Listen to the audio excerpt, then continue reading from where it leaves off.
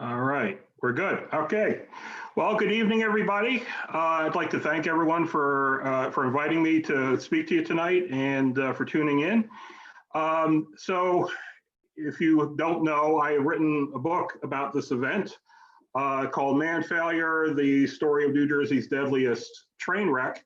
And that's what this presentation is based on, the research that I did for this book. It is available from my website, gardenstatelegacy.com. I have to get that advertisement in there.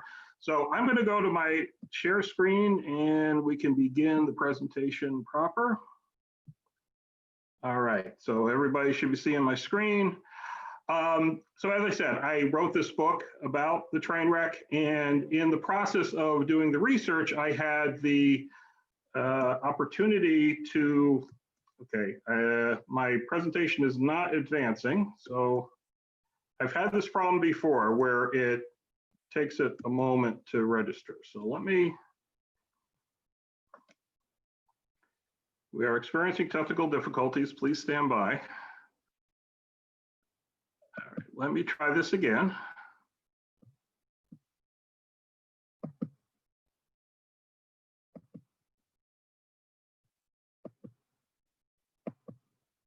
All right, did that work? There we go. Okay, so there is the cover of my book. And as I said, in the process of researching this book, I had the privilege really of speaking to a number of different people. These are just a few of them. These are people who experienced this wreck. They experienced this disaster. Either they were on the train, or they were bystanders, or they had family members who were injured or killed. They participated in the rescue efforts and so on. And it was a really humbling experience to get to talk to these people. But as I'm talking to them, and obviously I have questions for them, but they always had questions for me as well. And one of the most common questions, this was sort of a common thread, is why was I interested in this topic? Not how did I become interested in it, but why? And I mean, they did have a point when you think about it, because this is not a happy subject. 85 people were killed. Hundreds more were injured. These are people just coming home from work, coming home from school, who had their lives suddenly and violently ended. And so I started to think about that. Well, why am I interested? Why are we interested in these types of stories? And one of the quotes that kind of came to my mind was this one. This is Edward Gibbon's from The Decline and Fall of the Roman Empire: how history is indeed little more than the register of the crimes, follies, and misfortunes of mankind. I think what makes us interested in these types of things, disasters and so on, it's the same instinct that makes us slow down when we drive by that accident on the parkway. You may see something terrible, but there is that morbid curiosity. But I think it is more than that, where you get to kind of vicariously ask yourself, would I have risen to the crisis? In the case of the train wreck, would I have been one of those people who tried to help others to get out, or would I have clawed my way out, pushing others out of the way just to save myself? The thing is, you don't know how you're going to react in these kinds of circumstances, and you hope you never have to find out. But these people did. They lived through something. And as they're talking to me and they're describing their experiences, and they're resurrecting memories and emotions that had lain dormant for 50, 60 years by the time that I was speaking to them. And the eyes would grow distant, the voices would trail off, and the emotion was very visceral. And I think they answered their own question. They lived through something terrible. It was really something that they survived this. And it was worth remembering, it was worth recording, it was worth writing about. And that's why I think they answered their own question. They understood why this was a big deal. So we're going to talk tonight about what exactly happened. And we're going to go back to February the 6th, 1951. Now, the train line that we're talking about here, this is the route that the train was taking. It went from Jersey City up in the north there. It met with the ferries. It went over to Newark and then went down the shore went down to Bay Head Junction. That was the terminus at the other end. Now, in the morning of February the 6th, 1951, the train crews, they met their train in Bay Head Junction. They were going to take commuters north up into Newark, up into Jersey City, and they were going to commute over, many of them were going to commute over into Manhattan. When the train crews signed on at Bay Head Junction, they had to literally sign on. This is a photostat of the sign-in sheet that they used on that fateful morning. A lot of the material I'm going to show you came from a collection of they were the exhibits in the subsequent investigations. These were in they ended up being deposited at the State Archives in Trenton. I believe they have since been moved to a museum in Pennsylvania, but I'm not entirely sure. But there was a lot of great stuff in there, including this sheet. When you think about what happened, how fateful that is. And you can see here, there is the signature of a gentleman by the name of Joseph Fitzsimmons. Now, Joseph Fitzsimmons, he was the engineer of this train. And this is a picture of him in the happier times, posing like he's oiling the wheels. Look at the size of that wheel of a steam locomotive. Now, at this time, steam was still you still found steam trains. They were just introducing diesels and electrics. So he was a steam engine what the Pennsylvania Railroad guys would call an engineman. They don't refer to themselves as engineers, they refer to themselves as enginemen. Fitzsimmons had come to the United States from Ireland and worked his way up. He started out as an engine cleaner, which was exactly what the name implies, cleaning engines. So he was crawling in and around these things, learning these beasts intimately, worked his way up, became a fireman, and eventually was able to run the steam locomotives. Also visible on this sheet is Albert Matthias Dunn, also known as Paddy. As you can tell from the nickname, he was also from Ireland. He came over a little bit later. He was in the First World War with the Royal Irish Fusiliers, and I had the opportunity to speak to his grandson.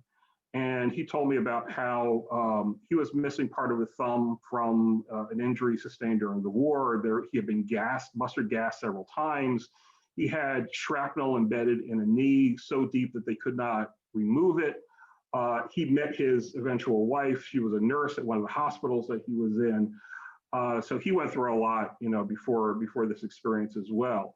Now, again, this is a steam locomotive. That meant, in this case, a fireman means the person who is responsible for feeding the coal into the firebox to generate the steam that drives the locomotive, and that was his job. So he and Fitzsimmons, they were in the cab of the locomotive together, and they had to work in tandem to keep this machine running. Also here on this sign-in sheet is John Bishop. Now, John Bishop, he was the conductor. I think it's a little bit complicated, but in the morning, there were actually two separate trains that went north to Jersey City. One was called the Broker, the other was called the Banker, and there's a reason for that. But in the morning, Fitzsimmons and Dunn, they were on the Broker. John Bishop was the conductor on the Banker. And what would happen is there would be one train coming home, and they would, these three men would be on the same train. So in the morning, you see he signed in going in on a different train. This is the only picture I was able to find of him. This is from 1946. He was called Honest John because of an event that happened then. He had found a container, a case full of jewels in Penn Station in New York. Somebody had left it behind, worth who knows how much money. And he was honest, and he turned it in, and he got a reward for it, and he was honored by the Pennsylvania Railroad for his honesty. And this is a picture of him getting a kiss from his wife after he was honored for his honesty. And you can see there it says it was worth $25,000 worth of valuables. Okay. And by the way, so the other two gentlemen, they were born in Ireland and were immigrants to the United States. Bishop, he was born in Pennsylvania, so he was a native born. Also visible on this page, there's Edwin Craig. He's a brakeman. Some of the other men that were on this train, the train crew, who their signatures are not on this sheet: Richard Benton, William Jones, Vincent Lawry, brakemen, conductors. These are all conductor positions. They were all on the train, and they all suffered varying degrees of injuries as a result of the accident. So this is where they were going. This is Jersey City.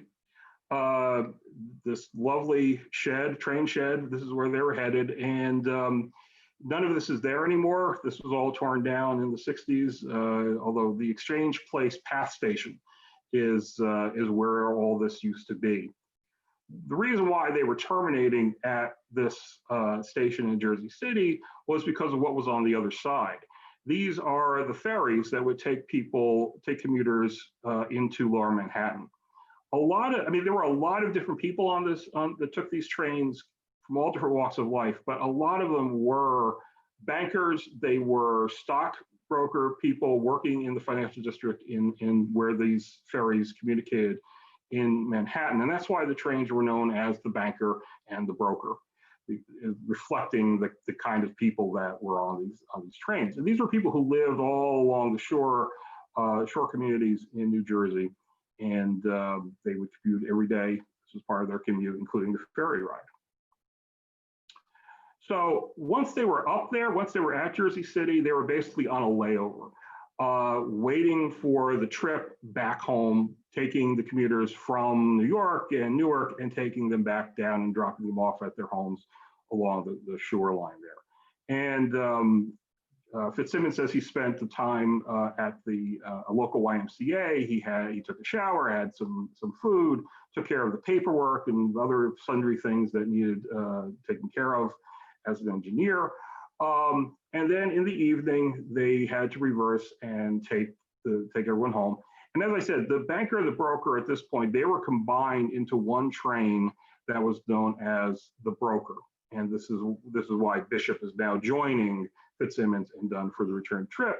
But of course, they wouldn't ultimately make it because of what happened at Woodbridge. So this is a map of Woodbridge. For those of you who are not familiar or who are familiar, you might recognize some of these landmarks. So there's Main Street, you have Town Hall, Amboy Avenue, Route 35, J.J. Biting Brewing Company is there. The train station the Passenger train station is just to the north there. We're going to be focusing on this section in particular. Now, in 1951, the turnpike was not there yet. It was in the process of being built. And you can see the problem immediately that the construction zone passes through these train tracks. So the train tracks through Woodbridge, they are elevated on an embankment of about 30 to 40 feet. And the turnpike construction was going to go under these train tracks. What they came up with to permit them, they couldn't just shut the line down. It was a busy commuter line. It was also a freight line. They couldn't just shut it down. So they came up with a runaround track, what they call a shoe fly. So basically, the trains would be coming down. There would be you can see kind of how tight it kind of is there because of the landscape. But they would go over onto this temporary track that would carry them over the construction site and then back onto the main line. That would allow them to remove the train tracks, to build a trestle, a bridge that would carry the tracks over the new highway. Now, So if you see there, I don't know if you can see my cursor or not, but you see Legion Place there. There was a cut through the embankment. There is a train trestle that is here.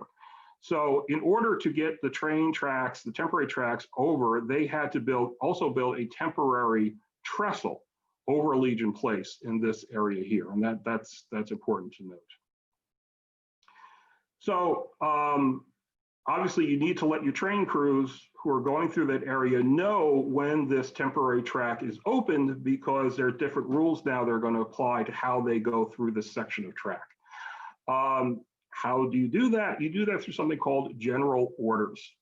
What these were are sheets of paper, like you see here, that when the train crew signed on, I showed you the sign-in sheet before, when they signed on, they were responsible for looking for these sheets of paper, finding the ones that are specific to their particular division wherever they're running, and memorize any of the orders that apply to their line. The backs of these things are actually gummed so that they can be taken and pasted into the back of a timetable. We'll see that momentarily. This is the part of the general order specific to this story that effective at 1 minute after 1 in the afternoon of Tuesday, February 6, 1951. And they describe it as being number 2 main track in Canterbury, move 50 feet northward between a point 1,000 feet west of Woodbridge Station and a point 4,000 feet west of Woodbridge Station.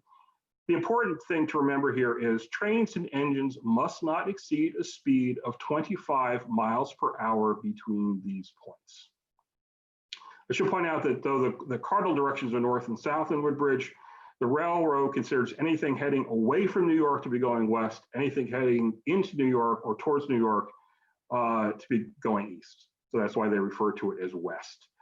Now, it was just the westbound or the southbound track, temporary track, that was being opened that day. The other track would be opened later. It was just that one track that was being opened. So as I said, these orders were gummed in the back. The train crews were responsible for memorizing them, and then they would cut them out and paste them into the back of their timetable. This is a timetable that was in the Pennsylvania Railroad's exhibits for the investigations. I don't know if somebody specifically had this or if this was just an example, but here's the order pasted into the back of the timetable. So, southbound temporary track is open February the 6th, 1951, 1 minute after 1 p.m. 8 trains passed over this new configuration of track successfully. And you can see them listed here. If you're familiar at all with trains from that era, you'll see the K4S. K4S was a steam locomotive. That was the type of locomotive that was pulling the broker that evening. The GG1, which is an early electric, there's diesel and so forth. But all these trains were able they remember that when they got to this point, they had to slow to 25 miles an hour to pass through this runaround track. At about 6:45, the broker is heading south. Now, it's an express train. It did not stop at the Woodbridge Station, but it is entering this runaround track. It is going way too fast, basically. And what happens is, as it's going onto the spur that's taking the train off to the right onto that temporary trestle, it hits that curve going too fast. The locomotive stays up on the embankment. It's over on its side. What seems to have derailed first was the tender behind it. Again, it's a steam locomotive, so you have a tender with the coal and the water supply. That seems to be what derailed. And it went down the embankment, pulling the 11 cars behind it. They all telescoped into one another and created this terrible wreck. And they all fell down into Fulton Street, which you can see there runs parallel to these tracks. So here are some pictures of it. Now, there's a map here so you can kind of get us your bearings as to where we're looking here. But here's another to help you. So there's Fulton Street, there's Legion Place, there's that trestle configuration that I was talking about. And you can see what happened. Now, this is the tender. It is on its top. It's sitting on a concrete embankment that is, or a concrete retaining wall on the bottom of the embankment. And if you go to this site today and you look at that concrete wall, you can find the spot where this thing crashed into it, because the aggregate of the concrete is a little bit different where they affected the repairs. So there's still scars there if you know where to look. The locomotive by this point had been removed. It was roughly in this position. There's a wrecker crane there that's being used to lift up some of these cars. And again, the locomotive was pulled over onto its side. This was looking in the other direction. This gives you a good view of what happened. So again, here's your reference points. You got your main line there, you got Legion Place, you have the temporary tracks. Only the southbound was open that day. But you can see where the temporary trestle is, you can see how the cars hit that retaining wall. And again, if you go and you look, you can see where there's a chunk, where there used to be, there's a crack where they repaired, there was a chunk taken out of that retaining wall as a result of this train wreck. So again, this is on a 30 to 40 foot embankment, which made the rescue very difficult. You can see the aerial ladder there. That's from the fire truck that they had bought in 1948. Woodbridge Township bought in 1948. The ironic part is there was a lot of controversy at the time. Why do we need an aerial ladder? We don't have buildings in town that are that tall. Well, that night it certainly came in handy. You can see the ladders and just the difficulty of trying to climb up the side of this thing. It was a kind of a misty night. It had snowed. There was melting snow. It was slippery. There was a lot of mud, and it was a very difficult rescue. I also want to point out this. Now, this is a body. You can see there is the person is kind of lying diagonal with their feet up towards the upper left. And the reason why I point this out, they've been covered over by a coat. The reason why I point this out is a gentleman in Woodbridge by the name of Frank LaPenta, who I'm going to talk about a little bit later. He was one of the first people who were on the scene. He heard about that there was a wreck. He and his friend, they ran over there. They were there just as the fire truck was arriving. And at first, he didn't think that there was anybody in there because it was so eerily quiet. And then he starts hearing people screaming and crying for help and so on. And he noticed that body on the wall. And the thing is that your brain, when you are faced with something awful like seeing a dead body, sometimes your brain kind of plays tricks on itself, trying to make sense or trying to cope with what it's seeing. And he remembers being fixated on the man's shiny patent leather shoes. And if you look at this picture, you can see those shoes, and they do seem to be shiny. And years later, he was, as sometimes you do, he questioned, did I really see this? Did I just, make this up? And then he saw that picture and he realized, my God, that was the body. And there are the shoes. I actually did see this. If it is possible to have a favorite picture of a train wreck, this is mine. Because if you look at any little corner of this picture, each one kind of tells a story. There's all these little vignettes of what's going on here. So here are, they appear to be medics from the U.S. military. You could tell by the insignia on the lapels and on the woman's shoulders, the epaulets. They called, rescue, fire, police, everybody came from all over the area, including Camp Kilmer. And these appear to be Army medics who were on the scene. You had ambulances coming from all over the area, from all over the state. There were ambulances that came over from Manhattan and Staten Island and so forth. And here you see them taking one of the victims down off the ladder, off that aerial ladder, to be treated. Here are clergy. You had priests and various denominations showing up to give last rites to people. There are stories about, there was a Mount Carmel convent in Woodbridge by Strawberry Hill, and there's stories of the nuns who were also trained as nurses showing up in their habits and climbing up into the cars and trying to help the people inside. I don't know who this firefighter is, but his exhausted expression, I think, kind of speaks volumes. It's a very evocative image. And I want to pause here for a moment. I want to read something that I had an opportunity to speak with a volunteer firefighter by the name of Joe Leahy. And Joe was there that night. This is not him, I should point out, but he was there, and I was able to speak to him about his experiences for the book. And we just want to read what he told me. He says, I climbed to the top of one of the cars that was over on its side. And he had to walk in between the windows because it was on its side.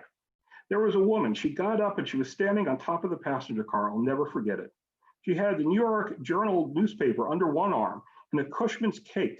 Cushman's was a big bakery in New York's Penn Station under the other arm. And I took the cake and the paper and I threw them away. And she yelled at me. This woman was so upset that he threw away her cake. You know, the shock and everything, but she had her priorities straight. She was worried about her cake. And he goes on to say, there was a guy in there that was trapped and they couldn't do nothing for him. I ended up doing a crazy thing. Just up the street was a tavern. And I went up to the tavern and I bought a pint of Seagram's 7.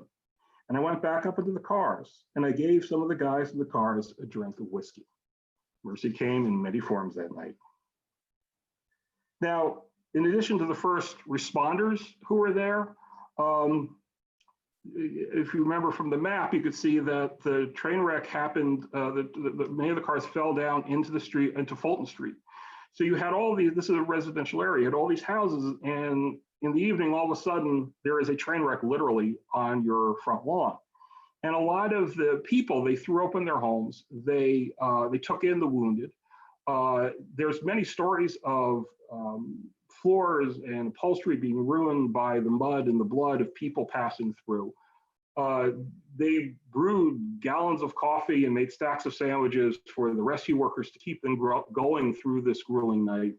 A phone was, I remember this is before cell phones, obviously, so the ability to get to a phone to let a loved one know that you're okay was worth its weight in gold. And a lot of people let people use their phone to let their family know what had happened. So this is one of these Good Samaritans who was living along Fulton Street. Now, she's identified as Mrs. John Barshani. When I did this talk for another group, I was contacted by a relative who said that that's actually incorrect. It's not a B, it's a V. V as in Victor, so it's Varshani. But in any event, she was one of the people living along Fulton Street who was helping people. And there was an account that she gave to the newspaper that I'd like to read here. She said, they brought in an old man. He was hurt real bad, but he kept telling me that he was all right. I should take care of the others first. Then he asked me to telephone his wife, and I did.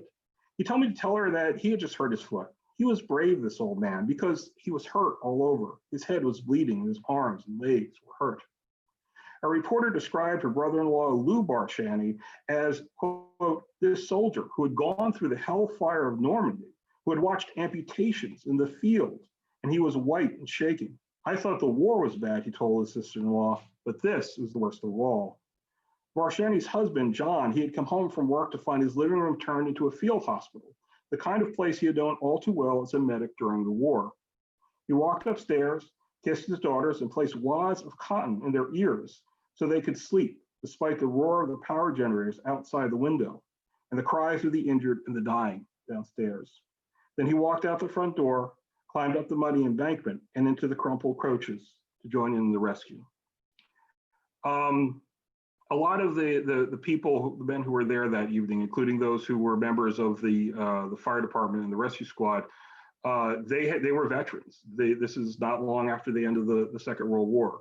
A lot of these guys were used to seeing gruesome sights, but even they were impacted emotionally by what they saw, because you expect to see it in war. You don't expect to see it people just trying to get home from work.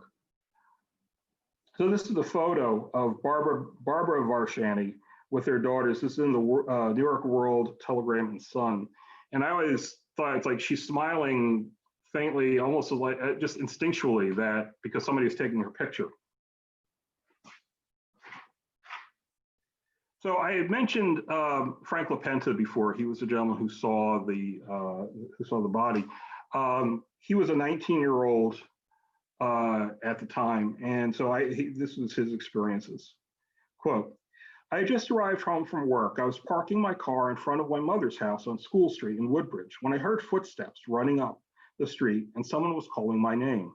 It was Daniel Tanzio, a neighbor and a good friend of mine. And I hadn't even shut the car off yet. He says, oh, a train went off the track down by my uncle's factory on Fulton Street. He had a little factory down there. They're thinking a train with its wheels off the track. They're thinking of something minor. And as they're driving down Main Street towards Fulton Street, they're seeing people who had gotten off the back end of the train where the cars were still upright. And they were walking away trying to find a phone or alternate transportation. So they didn't think it was all that big of a deal. Then they turn that corner onto Fulton Street and they see the magnitude of it. He says, what we saw, we never expected to see. Now, as I said, he was one of the first people on the scene. He was there as that fire truck with the aerial ladder was just getting there. And it says, then about that time, I turned back and here comes this woman towards me with a man all covered in blood. They're reaching out like you might see in a horror show. They were looking for help. Well, I was a 19-year-old kid. What can I do? Well, he sent them over to the ambulance and to the fire truck that had just arrived. And actually, he did help someone. There was a woman who was desperate to get home because she knew that her husband would be worried to hear that she was on this train that had wrecked. One of the things that's interesting about this time period is they did not wait for the families to be alerted. They just said the names of people who were killed on the radio and on the television. So it was obviously you want to let your family know if you're okay. You want to let them know as quickly as you can. And he actually ends up driving her home, helping her in that way. So this gentleman is Joe Nagy, and Joe, he was meeting some friends at Little Joe's Tavern, which was there on Fulton Street. And they were planning on going to a basketball game. And so they were going to have a couple of beers and figure out who was going to drive and make their plans for the evening. And he was only in there for maybe a half an hour when he said, quote, all of a sudden the front door opens. People come in and they're all bloody and looking for a telephone. They say, what's the matter? What's the matter? Guy says, train went off the tracks. I got up, put my jacket on, and I ran right down there and I seen what was going on. And again, it didn't seem that bad until they turned onto that Fulton Street. Oh, I said, oh my God Almighty. So Nagy spotted a friend of his by the name of John Fennick. John Fennick, he was from Warne. I think he later went on to become the mayor of Warne. He had been a navigator on bombers during the Second World War in Europe. So, a capable guy. So that he and Joe, they get together and they start trying to pull people out of the cars. And a photographer happened to take their pictures as they are taking somebody down that aerial ladder. And there's Joe on the right in the very distinctive sweater. John Fennick is on the left. You can see the man's feet draped over the rail of this ladder as they're inching their way down, trying to get him to safety to the ambulances below. So I could talk about this wreck, and I could certainly, quote people, and I do at length in the book, but pictures, as I say, are worth 1,000 words. And so I just want to show a couple of pictures. These are mostly press photos that I have in my personal collection, and a lot of these are in the book. But it gives you a sense of the magnitude of what was going on here. So this is the back end of one of the rail cars, and you see how crushed it is. It's on its side. People have to, crouch down to crawl in through the vestibule. So this is the third car. This was known as the death car. This is where the majority of the fatalities were, and I think you can see why. What had happened was it hit the wall, the retaining wall. The car behind it slid along the side of it and cut it open like the proverbial tin can. We talk about fate. There's a lot of stories about, split-second decisions that put people either on the train in harm's way or they missed the train and it ended up saving their life. And this is a perfect example of that. If you were sitting on that right side where you can see the seats, you would have been banged about. I mean, you could see how disheveled everything is, but you probably would have survived. You've been on the other side where the seats are destroyed, you probably would not have survived. So which side of that train car you just happened to find a seat made all the difference.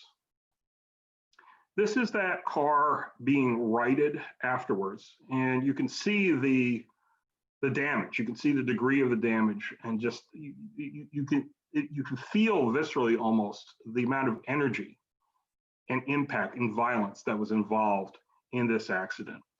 And they're picking it up. They're going to put it. You can see there's a set of wheels down there. They call trucks or bogies, and they're going to set it on these wheels so they can try to get it away, to take it away, to clear the tracks.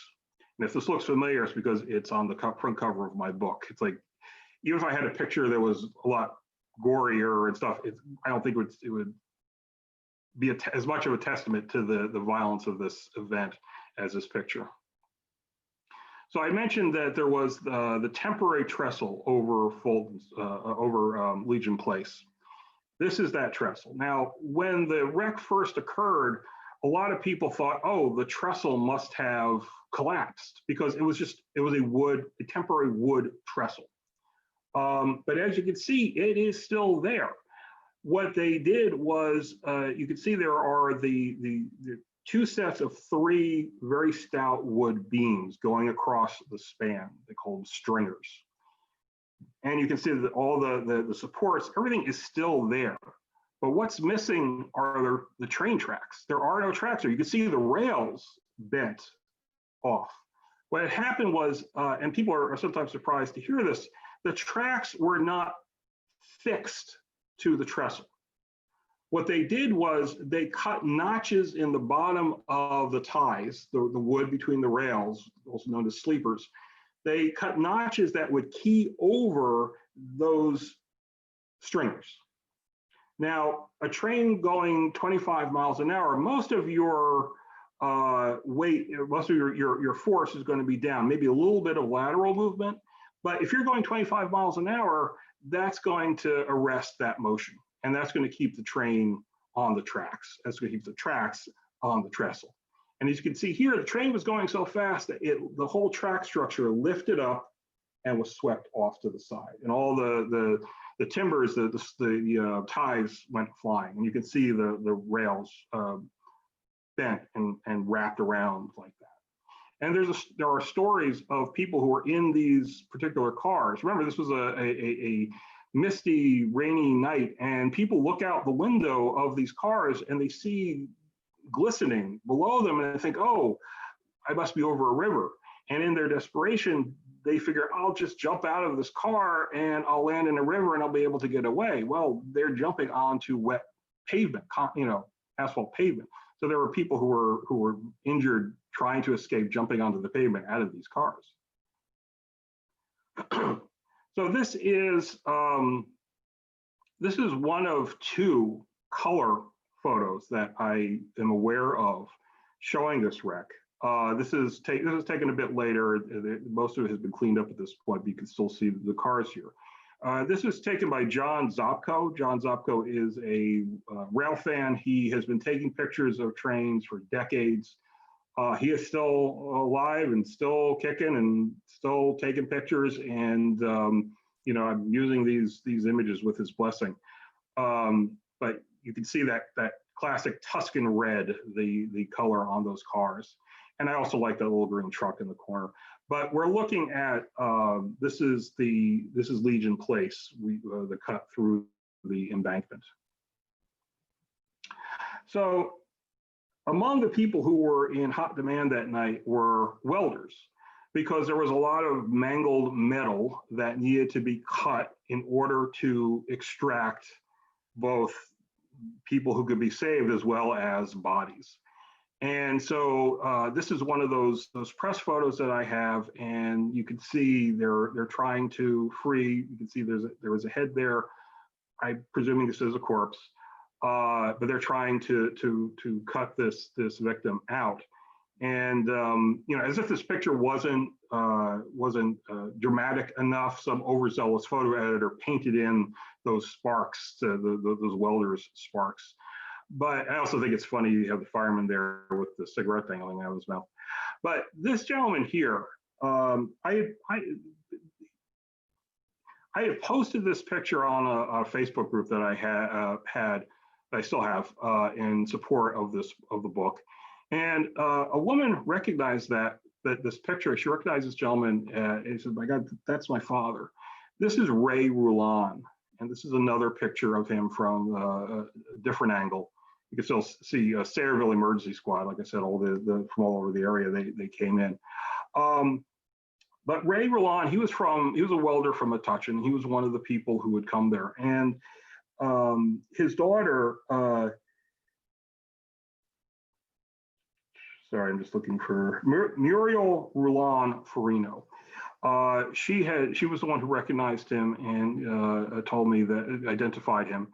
And she told me the story that they knew her and her brothers knew that he was there, but he never really talked about it much. The most that they knew is when he got there, the police, the fire department, whoever was the incident command, was pointing at him, "This is what we need you to do. You're going to hear a lot of people crying and screaming for help. You have to block all that out and focus on the job at hand."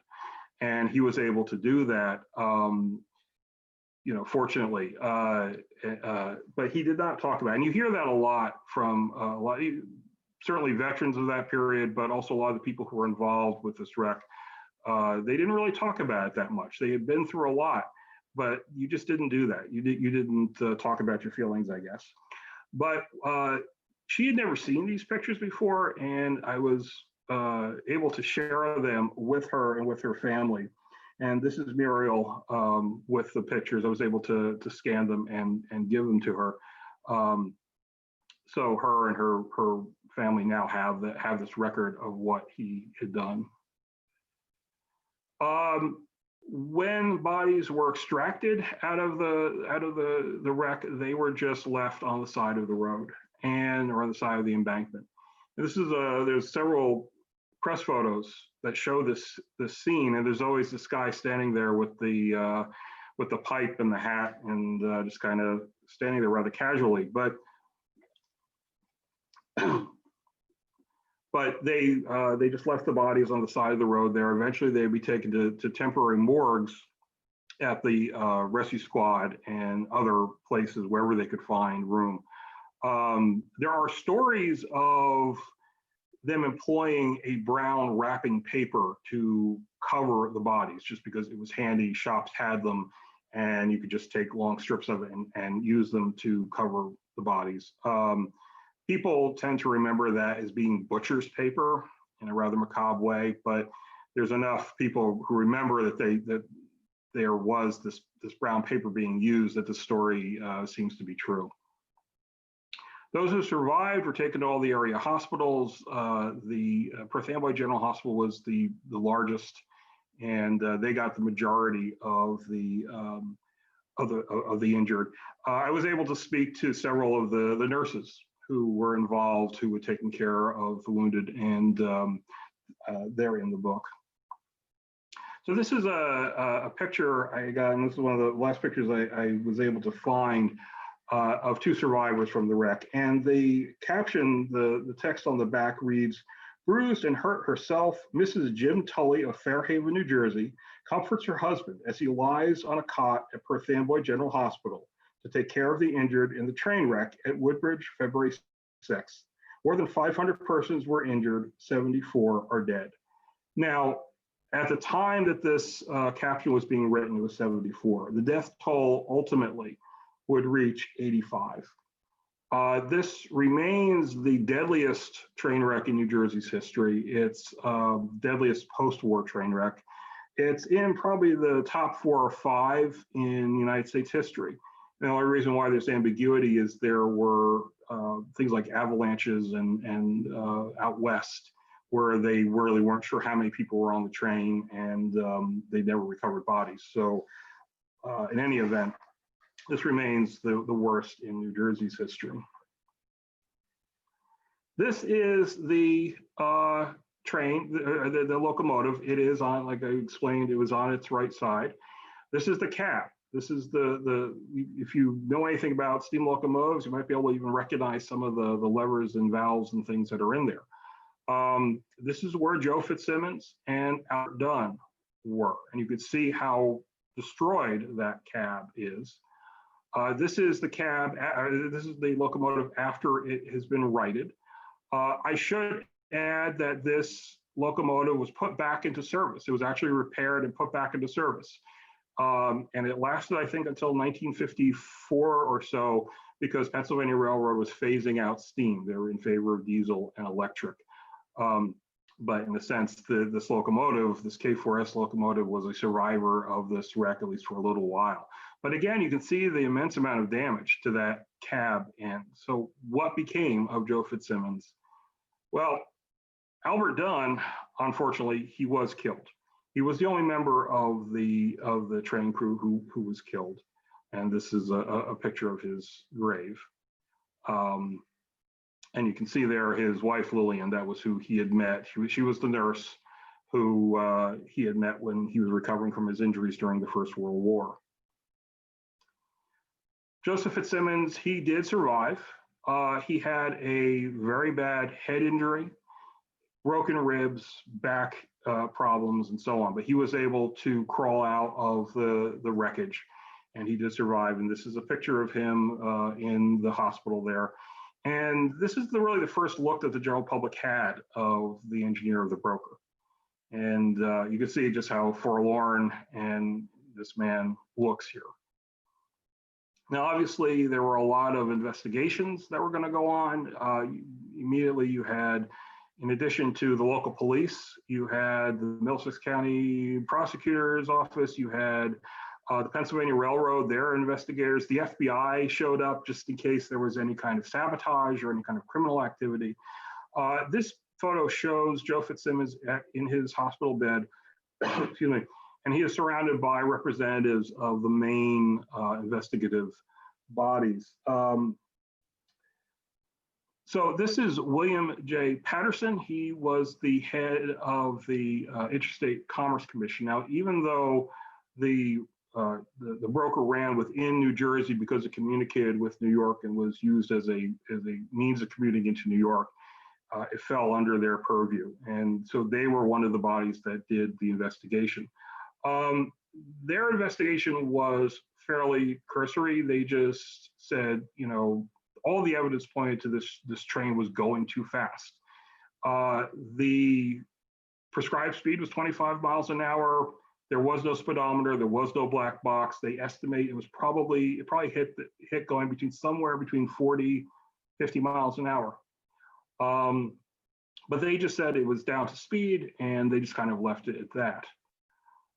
John E. Boswell, he was the chairman of the New Jersey Public Utilities Commission.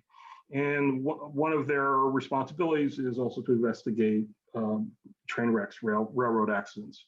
And these are regulatory bodies, but they wanted to know, well, why was Fitzsimmons speeding? Why did this happen? Well, okay, fine, it was speed. How did an otherwise skilled and experienced engineer miss this speed restriction and end up going that fast through this section? Now, the ICC and the PUC, they are regulatory bodies. They are there to figure out what went wrong, figure out are there any rules or regulations that they need to add or change or fix to try to prevent this from ever happening again. Alexander Eber, he was the assistant Middlesex County prosecutor. This is the legal branch. These are the people who are looking for any laws being broken, any legal liabilities. Now, he would actually become a champion of Fitzsimmons because he put a lot of blame on the Pennsylvania Railroad's rules. He believed that Fitzsimmons almost was as much of a victim as was any of the people who were riding on the train that day. The PUC's investigation was the most exhaustive. I mean, they got down to talking about the species of pine tree that was used to provide the lumber for the temporary trestle. They got into kind of a corporate vivisection of the Pennsylvania Railroad, going into all the processes by which they laid out their tracks, built the trestle, implemented or did not implement certain rules, all of the regulations. And the result of that was, these are the transcripts. This is in Trenton, 2,662 typewritten pages. And I know there's 2,662 pages because I read 2,662 pages over a year, going back and forth to Trenton to read these documents. So, of course, the one person since Dunn was not living, Fitzsimmons, he was the one who had the ringside seat. He was the one who, it was his hand on the throttle and brake, and they wanted to know what he had to say about what had happened. And so this is a quote from him. This is from his testimony for the ICC. I was looking all the way down there for yellow lights. Lights that would indicate exactly where the restriction was, being the speed restriction, which is customary to place yellow lights. First, one yellow light that would notify you that you were approaching the restricted territory. Then there was another one that tells you you are at the restricted territory. After you pass through it, then there was a green light, which tells you are leaving the restricted territory. Those lights weren't there. That's what I was looking for. So why weren't there these yellow lights? Why did the Pennsylvania Railroad not have these trackside warnings? Why did they rely on the memory of the engineer to remember that general order issued days before? Why weren't those yellow lights there? Well, if I told you that, then you wouldn't buy my book. So as I always say, I may be dumb, but I'm not stupid. If you are interested in knowing more and knowing how this event happened, and also to read a lot more of the human interest stories, the people, the witnesses that I showed you at the beginning. You can find my book on GardenStateLegacy.com, and I would be happy to I'll leave an autograph for you. So getting back to the question I opened up with about why am I interested in this? Why did I write this? Well, here are 85 good reasons. This is a list of the 85 people who lost their lives that night. Thank you.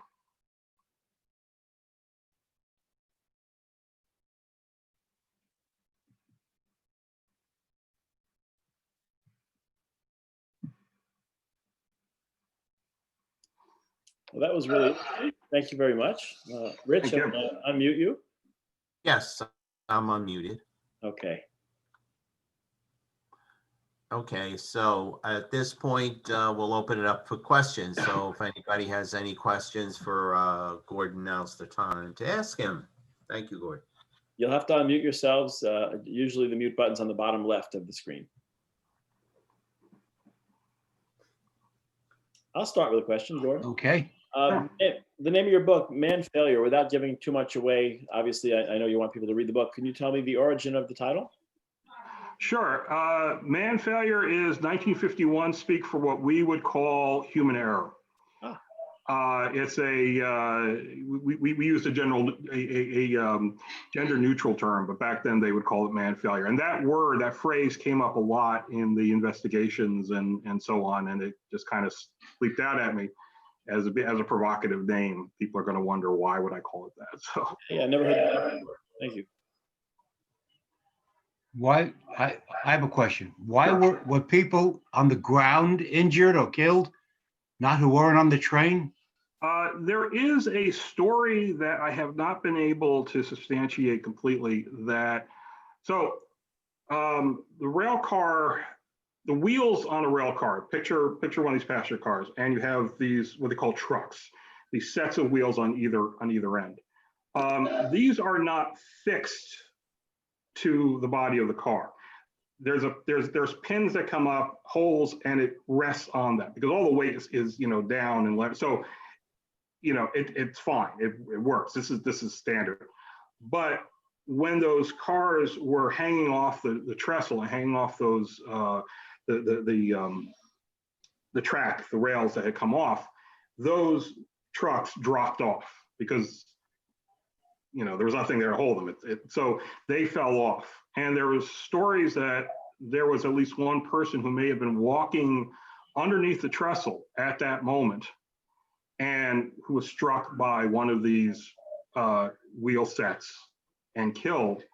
I found a reference to someone who was injured.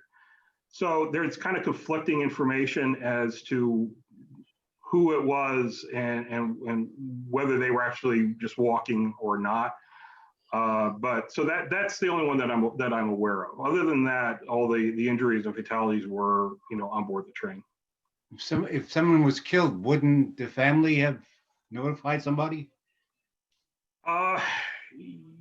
You would think. I mean, one of the stories is the gentleman who was killed was a Hungarian immigrant that didn't speak English and was living on his own. So there may not have been family to have necessarily, so it's in you see these references in newspapers and these accounts that people have, but beyond that, I mean, so the newspapers would publish these lists of the fatalities. They also published lists of the injured. And in the appendices in my book, I list the people who were killed. I also list the people who were injured as much as I've been able to track them down and where they were treated and where they were from and so on, to try and create a record of, who was involved with this. Another question. This was a commuter train. What was the time of the accident, and was the train full or was it empty? It was about 6:45. It was going on 7 o'clock. It was full. It was jam-packed, and it was jam-packed in part because there were labor disputes going on at the time. There was a wildcat strike that had begun, and a lot of people. There were different railroads that were running, at that time. Now we just think of New Jersey Transit, but at the time there were several, independent companies, including the Pennsylvania Railroad. And so a lot of people, like Jersey Central was on strike, and so a lot of the people that were, they all used these tracks. And so a lot of the commuters who would have been on those trains ended up on the broker. And there are stories of the Pennsylvania Railroad adding stops in order to facilitate these extra, these extra passengers. They were supposed to have added some stops, at least two that I'm aware of. So you had a lot of people who at the last minute decided, oh, I'll take the broker instead of my usual train. So that meant that the train was overly packed that night, unfortunately.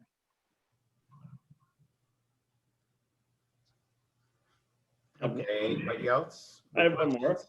So as we are the Madison-Old Township Historical Society, do you know if any of the people that were killed were from Madison Township? I would have to look, to be honest. I don't know off the top of my head. Again, in the appendix of the book, I have the list of the people, and if the information was available, usually it was out of like the list from newspapers and so on. I will list that. I would have to check I'd have to read the book. Another one would be a few stops after where it crashed. So I'd imagine there must have been some people. I'm sure there was.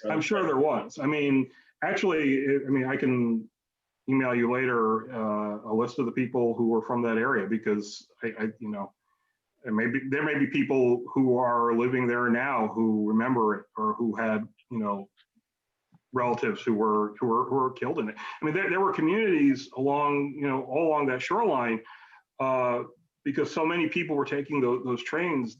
There were communities that were devastated by this, where there was like multiple families that lost loved ones, or who had people who were injured as a result of this. And people still remember this. This still resonates with these communities. When I do these talks, many times there are people who will come up to me afterward and say, "Oh yeah, that was my father, that was my that was my mother, whatever." And I do have a website that talks about that is for the book, and you can find it through the Garden State Legacy website. People have given me stories and information and materials that are not in the book, because they didn't know I was writing it. I didn't know that they existed. So I try to put that into the website, so at least there is some public record of their experiences and of this information. When did you write the book, and how long did it take? It was published in 2017. How long did it take? It took 9 years, I think it was. I don't know. I mean, it wasn't, constant, but towards the end, especially when I was going to Trenton and going through the records at the archives, I was going a couple times a week. I would drive down there to go through this material. I did that for over a year. 7. Yeah. All right. Okay, I did just look it up, Gordon, in the Madison Journal online. There were 7 people from this area who were killed. They're all from Lawrence Harbor. Ruth Crimmins, 21, Irene DeBlaker, Lawrence Harbor, Madison Road, George Gracie, 45, 112 Morningside Avenue, Lawrence Harbor. It looks like Leo Mullen, 28, 411 Jefferson Avenue, Lawrence Harbor. It seems all these people from Lawrence Harbor. John A. Norland, 69, 127 Lawrence Harbor. Clarence W. Holmes, 58, 220 Birchwood Drive, Cliffwood Beach. And George Bernardis from Grove Avenue, Lawrence Harbor. And there are 1, 2, 3, 4, 5, 6, 7, 8 more who were injured. I'm looking at the story from the February 8th issue of the Madison Journal online right now. Yeah. And the title of the column is 7 Dead, 8 Injured from Area in Pennsylvania Wreck at Woodbridge. Local area squads, police, firemen joining efforts to aid victims. Lack of service on strike-bound Jersey Central cram train. Yeah, so what you just said, the train was crammed. So Yeah, I actually recognize some of those names. Ruth Crimmins. right. Yeah. Yeah. It's in the like I said, the February 8th issue of the Madison Journal. It's right on the front page. I had gone through, newspapers and found the lists, and that was how I compiled the lists that are in the appendix. I mean, there's people I'm sure who are not in the list simply because maybe they weren't injured and they got off and they weren't interviewed and there's no record that they were on the train. Right. But as many as I could find, I tried to include.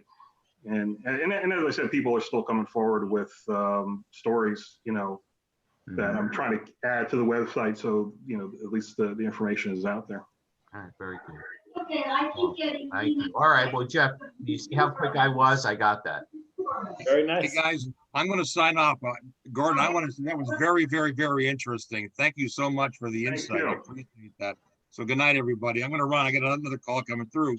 So Good night. Thank you for joining us. Okay, anybody else have questions? Unmute your mic. You can ask a question. Anybody else have any questions?